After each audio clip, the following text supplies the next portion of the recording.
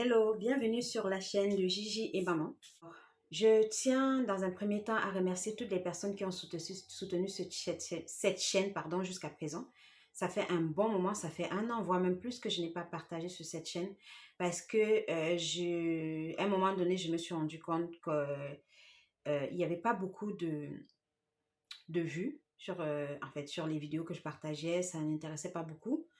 Et comme j'étais également prise par ma deuxième chaîne, et par mes nombreuses activités, j'ai dû laisser un peu tomber pendant un certain temps.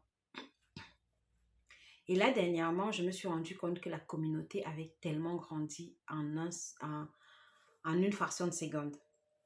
Et je remercie tous les abonnés de cette chaîne. Merci infiniment d'avoir soutenu cette chaîne. Merci infiniment d'être abonné à cette chaîne. N'hésitez pas à partager autour de vous pour que d'autres personnes puissent la connaître.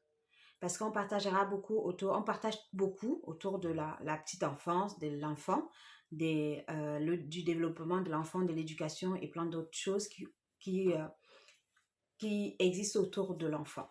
Pourquoi? Parce que je suis professionnelle de la petite enfance et j'aime bien partager. J'aime bien partager mes expériences. C'est pour ça que la chaîne est nommée Gigi et Maman parce que Gigi, c'est mon petit garçon. Et je base mes expériences beaucoup sur lui, sur nous deux, sur notre relation, sur son éducation et plein d'autres choses. Et également sur mes expériences en tant que professionnelle de la petite enfance. Alors aujourd'hui, j'ai voulu partager un petit truc sur lequel j'ai travaillé avec lui ce week-end. L'impact des écrans sur les enfants. Vous savez, il y a pas encore, excusez-moi, j'ai attrapé froid hier, du coup, comme vous voyez, j'ai un foulard même à la maison. J'ai attrapé froid hier, donc je tousse un peu, donc vous allez m'excuser pour ça. Je me suis rendu compte récemment que mon fils était plus attiré par les écrans que par d'autres choses auxquelles il affolait avant. Il y a pas encore très longtemps, mon fils, il aimait beaucoup lire. D'ailleurs, il a une bibliothèque. Il aimait beaucoup lire. Comme vous voyez derrière moi, ça c'est une construction de lui. Il aimait beaucoup construire. Il aimait, voilà, il fait des très belles constructions. Hein. C'est juste que j'ai pas eu le temps de travailler dessus. Comme je vous ai dit, j'ai été prise par pas mal de choses avec ma deuxième chaîne et ainsi que avec ma première chaîne, ainsi que par mes différentes activités. Il a plein de vidéos. Vous voyez, ça, ce sont ses constructions. Il construit et il pense au moindre détail. Hein. Ça, c'est une maison à 2 étages avec des chambres, des pièces, des entrées, vous voyez, des fenêtres. Il pense au moindre détail. C'est un enfant qui est très, très, très attiré par les constructions, très, très passionné par les constructions. Mais je me suis rendu compte, j'ai découvert que depuis qu'il a une nouvelle tablette, depuis son anniversaire, il a reçu en cadeau d'anniversaire une nouvelle tablette. Il s'intéresse de moins en moins aux constructions. Pourtant, il fait des belles constructions. Je partagerai avec vous des séries, des vidéos que j'ai fait de lui pendant ces différentes constructions. Et vous pouvez découvrir ce qu'il fait. Et il pouvait passer des heures dans sa chambre à construire, à dessiner, parce qu'il dessine beaucoup, comme vous voyez le tableau derrière moi. Je vais lever un peu le téléphone pour que vous puissiez voir. C'est une carte du monde, mais c'est une carte du monde réalisée avec des Legos en fait. Ce sont des Legos, c'est une construction. Bon, il n'a pas fait tout seul ça, il a fait avec l'aide de son papa, mais il a fait ça. Il a fait ça. Vous voyez la magnifique construction que je viens de vous montrer, une maison à 2 étages. C'est lui qui l'a fait.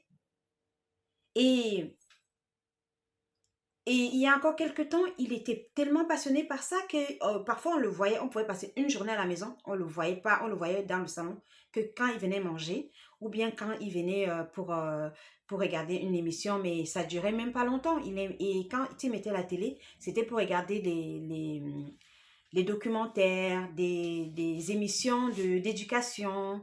Il n'aimait pas regarder des dessins animés, par exemple. Nous, comme on voulait le faire sortir un peu de ses obsessions, parce que les, les, dans le truc, comment dire ça? Ils appellent ça les obsessions. Quand un enfant s'intéresse trop à certaines choses, quand il cible des choses sur lesquelles il s'intéresse trop, trop, trop et qu'il n'arrive pas à en sortir, on appelle ça les psychologues scolaires appellent ça les obsessions. Donc, il était trop attiré par ça, par ces genres de choses, l'éducation, les documentaires et autres. Et pour qu'il puisse s'ouvrir un peu plus au monde, nous, on l'encourageait à regarder les dessins animés de son âge pour qu'il puisse aussi avoir des conversations, des sujets de conversation avec ses copains à l'école, histoire qu'il ne s'isole pas. Bon, ça, c'est un autre sujet que j'aimerais pouvoir débattre de ça avec vous, partager avec vous et j'espère que vous allez pouvoir partager avec moi, avec nous, vos expériences en commentaire. N'hésitez pas à nous dire ce que vous en pensez. Mais voilà, c'est le constat que j'ai fait et ça ne concerne pas que les enfants. Déjà, les adultes sont tellement accros aux écrans. C'est vrai, il est vrai qu'à nos jours, on fait presque tout sur les écrans. Moi, par exemple, je travaille avec mon écran.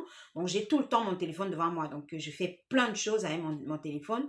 Pratiquement tout ce que je fais, même mes activités, je les fais la plupart du temps avec mes téléphones, sauf quand je suis en train de créer. Quand je suis en train de créer, c'est manuel, donc je crée. Mais je n'ai pas le téléphone forcément devant moi. Mais la plupart du temps, je suis sur mon téléphone parce que je travaille. Et les enfants, ils font pareil.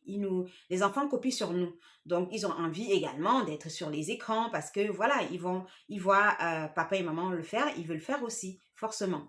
Donc, il faut vraiment qu'on fasse attention à cela. Faisons attention à ça. Ce week-end, j'ai décidé, samedi, je me suis rendu compte qu'on était tout le temps en conflit avec notre fils quand on lui refusait un écran. Parce que si ce n'est pas sa tablette, qui est là d'ailleurs, si ce n'est pas sa tablette, c'est la télévision. Et il nous réclame. Dès qu'il se lève le matin, même avant de penser au petit déjeuner, il a déjà pensé à tablette ou télé. Et moi, ça commence à m'inquiéter. Donc, je me suis dit, comment je peux faire pour réduire son temps? Parce que il est bien vrai que deux fois, quand on veut avoir un peu la paix, on a envie de faire des choses, on n'a pas envie qu'il nous empêche de travailler ou bien il nous perturbe, on a la facilité de coller l'enfant devant la télé ou bien devant l'écran, mais on peut aussi avoir d'autres solutions. Donc, j'aimerais qu'on essaie d'y réfléchir ensemble.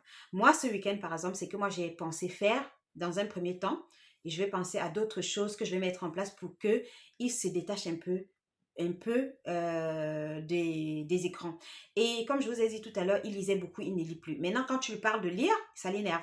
Il lisait tellement que chaque fois qu'on l'amenait pour aller faire des courses, il fallait acheter un nouveau livre. Et il le lisait, il lisait tout le temps, tout le temps, tout le temps.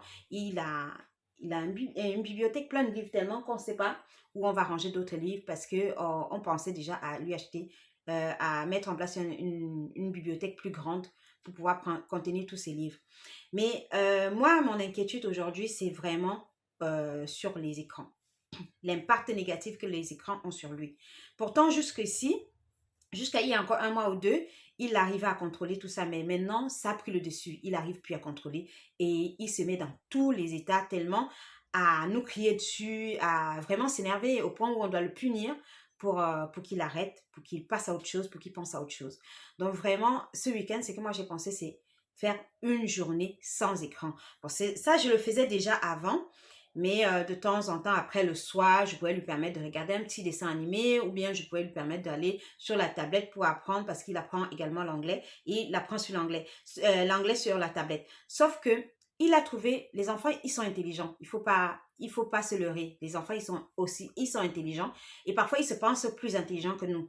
Donc, ce qu'il fait, c'est qu'il nous demande la tablette pour travailler sur l'anglais. Sauf qu'au final, il ne travaille pas sur l'anglais. Il travaille, ou alors il travaille vite sur l'anglais et il passe au jeu sans demander la permission.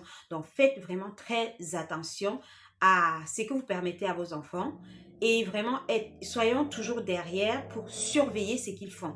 Parce que nos enfants, c'est pas méchant, hein, c'est juste qu'il a envie de faire ce qu'il veut sans qu'on soit derrière lui, sauf que il peut se mettre en danger ou alors c'est pas bien forcément pour l'éducation qu'on veut qu'il ait ou alors pour son développement. Donc, à faire vraiment très attention. Donc, j'ai fait une journée, je vous raconte la journée, ça a été très difficile.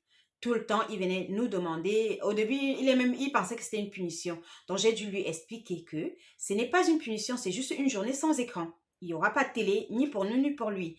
Il n'y aura pas de tablette, ni pour nous, ni pour lui. Sauf que nous, de temps en temps, on a des messages, on doit répondre aux appels. Sauf que pour aller sur les réseaux sociaux, on a évité au maximum d'aller sur les réseaux sociaux, nous tous à la maison. Et ça a été très dur pour lui parce qu'il a dû réapprendre. Et c'est grâce à ça qu'il a pu faire cette belle construction. Voyez.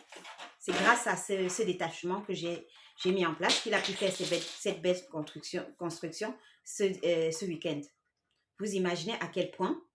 Donc, je voudrais vraiment attirer l'attention des parents là-dessus.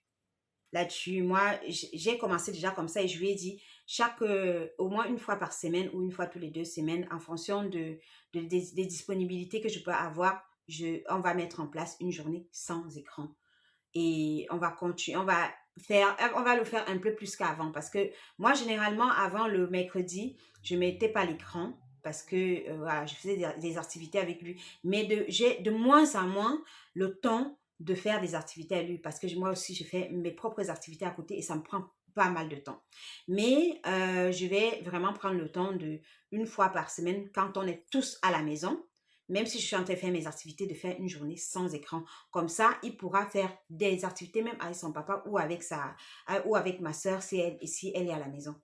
Vraiment, prenez des dispositions. C'est très important. Vous savez, à la fin de la journée, comme je vous ai dit, au cours de la journée, il venait nous voir de temps en temps pour nous supplier de lui donner la télé. Au début, il pensait que c'était la punition. On lui a expliqué que ce n'est pas du tout une punition, c'est pour son bien. Et donc, il venait nous voir pour s'excuser, pour dire que s'il a fait quelque chose de mal, il faut qu'on l'excuse parce qu'il a vraiment besoin d'écran. Au final, à la fin de la journée, il est venu me voir. Il m'a dit, maman, tu sais, je lui ai demandé, mon chéri, est-ce que tu as passé une bonne journée? Il me dit, maman, tu sais, la journée a été très difficile pour moi.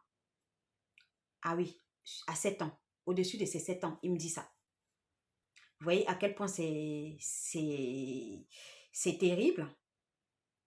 Il vient me dire, maman, tu sais, cette journée a été très difficile pour moi. Sans écran, ça a été très difficile pour moi.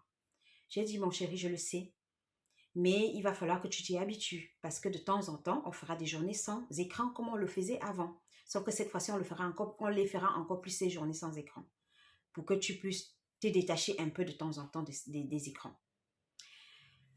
Bon, c'est vrai qu'il ne fait pas n'importe quoi sur les écrans, il joue aux jeux vidéo. Bon, c'est depuis qu'il joue aux jeux vidéo que cet aspect-là a surgi. Mais voilà, c'est récurrent et c'est inquiétant. Et je vais faire en sorte que cela n'arrive plus, qu'on arrive à avoir le contrôle sur tout ça. On va faire ensemble, en sorte, mon mari et moi, que de prendre le dessus sur tout ça. Voilà, c'est tout ce que je voulais partager avec vous aujourd'hui. N'hésitez pas à me dire ce que vous en pensez en commentaire. Je vous en prie, j'attends vos commentaires. Partagez avec nous vos expériences. Ça, c'est mon expérience à moi et j'en partagerai d'autres avec vous. Et voilà, quand je pourrai. Parce que, comme je vous ai dit, je suis toujours prise par mes différentes activités. Si vous voulez en savoir plus, allez découvrir ma chaîne Josie L Creation. Je vous mettrai ça en barre, dans la vidéo ou en barre d'infos.